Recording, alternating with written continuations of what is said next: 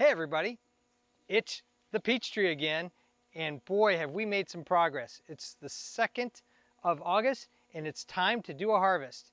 I'll show you the things that worked and the things that probably need a little bit of improvement. So here we go.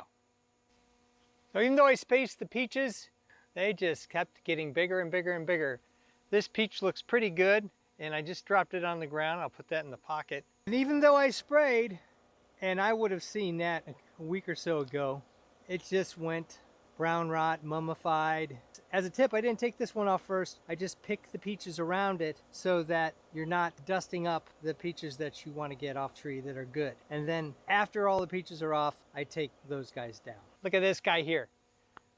Oh, it's so upsetting. You know what that is? That's not brown rot. That's not infestation. That's a critter going in there and eating up my peach. I left all these peaches that were kind of bad on the ground, hoping they would go for those. Hey critters, you can eat this peach all day long. You can eat that peach. Down there you can kind of see some of the peaches they've devoured. I don't mind if they eat the bad peaches, but I don't like them eating the good peaches. Look at this peach.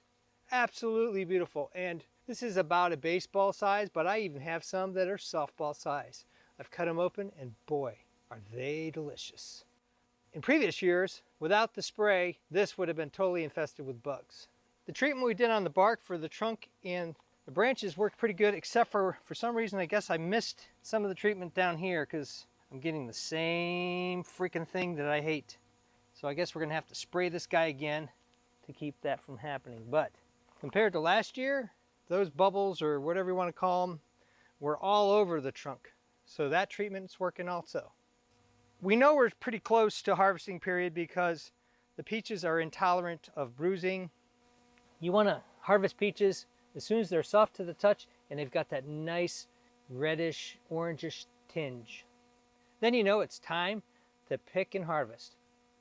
This is called a garden hod. I tell you what, it's great. It's coated metal wire.